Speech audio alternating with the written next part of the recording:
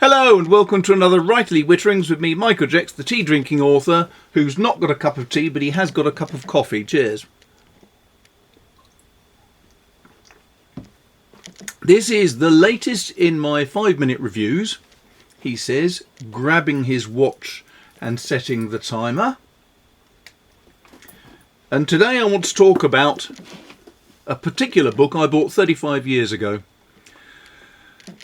And it's been enormously important to a lot of my writings because as a medievalist, I'm not a trained medievalist, but I rely on those who do understand medieval times. And one of the guys who really understood medieval times was Terry Jones, the Monty Python chap, who was a medievalist, and he wrote this book because while he was at university he loved Chaucer, he loved the Canterbury Tales, but something never quite hung together for him.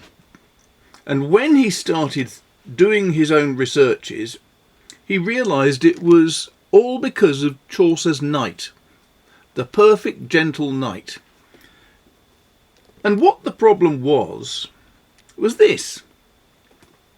All of Chaucer's characters, he builds them up and then destroys them. So he gives them some sort of apparent praise and then he demonstrates that it's not praise and he rips them to shreds. But not with the knight. Apparently, according to all the literary examinations of Chaucer's knight, he was the perfect gentle knight. He was the prime example of chivalry. He was honourable, he was decent.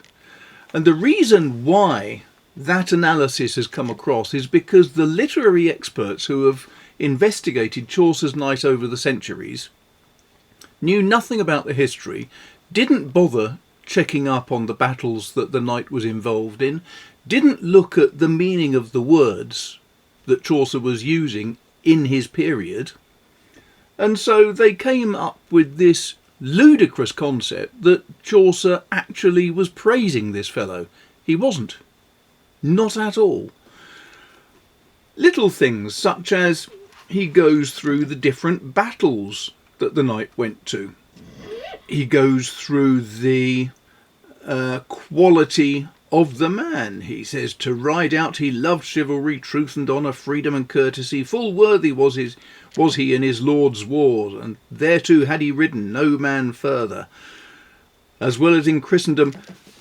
That sounds all good until you look at the meaning of each of those lines. And what this book does is it goes through line by line and dissects what Chaucer meant by those words, not what a modern literary expert would read into it, but what did those words mean in Chaucer's time. And all of a sudden, as you read this, you see that this is not a decent, honourable, chivalric ideal. This is a murderer who was not only perfectly happy to take money and go and work for the King of England, because he didn't. At the time that Chaucer's knight was around, it was illegal for him to travel abroad because he was a knight in the 100 Years' War. His duty was needed during the 100 Years' War serving the king, but he didn't. He avoided all of the major wars. He wasn't involved in any of the key battles of his period, but he was engaged in battles elsewhere where he would fight for other kings against other people, or he would fight for Christians against the opponents, the chaps that they would call heathens, Muslims, that's the word. But then it also explains that he fought for Muslim kings against Muslim kings, which was interesting for a Christian knight. And then he goes on to explain that he also worked for Muslims against Christian kings. This was not the ideal. This was a classic example of one of the most repellent people of Chaucer's period. A mercenary soldier. Someone who would just take money from anybody and go and kill whoever his paymaster was demanding. This book really did massively colour the whole of the way that I viewed medieval England and knights, and it also really pushed me into writing my medieval series, whether it was the Templar series or now the Vintain series. And I've picked this book up again just recently because Vintain 4, the first 3 books are already there: Fields of Glory, Blood on the Sand, Blood of the Innocents. Book 4 is going to be much more after the Battle of Poitiers, what happens to the Vintain.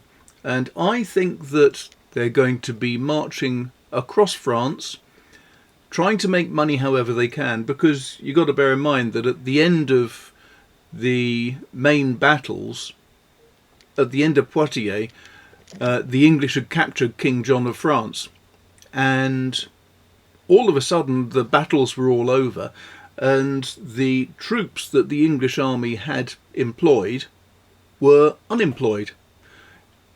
Very much a difficult situation if you're a medieval foe and you haven't got your own property, you haven't got your own manor, you don't have your own income. All of a sudden, if you're an archer and you've just lost your job because the Vintain's been disbanded, what are you going to do? And what a lot of them did was they banded together as groups of mercenaries and went on the rampage across France. Not only France, they went down to Avignon, for example, and laid siege to the Pope at his palace in Avignon. And in the end, after laying waste all of the landscape around there, the Pope paid them a huge ransom so that they would just go away, and suggested they might like to go to Lombardy because there was quite a lot of money to be made over there. And they took the Pope's advice and wandered over. One of the leading characters of the time was Sir John Hawkwood. Not a nice man. He was a leading mercenary, he was a murderer, he was a brute. But he did have one attribute. Unlike most mercenaries, he tended to keep to his word. If he said that he would take your money to go and fight your enemies, he didn't usually run away in the middle of the fight and go and join your enemies to fight against you because they'd offered him a bigger bribe in the middle. So, interesting. I love this book because it's written by Terry Jones, who was very knowledgeable. He was an extremely good medievalist, a very sad loss to the world. He was a superb writer, and I just love the amount of period detail he manages to get in that book. It's always something I can read freshly and find something else new in it.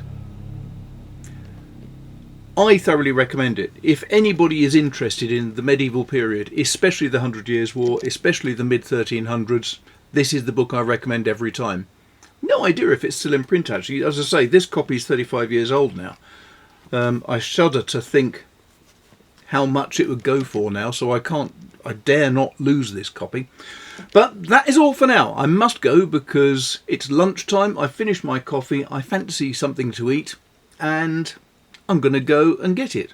So, thanks a lot for watching. Hope that was interesting. If you enjoyed it, don't forget, hit the like and the subscribe. And any comments you've got about this book or other books, especially other books that are good about John Hawkwood and mercenaries of that period, I'd be very interested to hear about them. But in the meantime, I'll be bringing up another book review at some point. And I hope this all works well because I'm trying for the first time my camera with the microphone, and I don't know how well it will have worked, so I just hope it's working fine, and bye for now.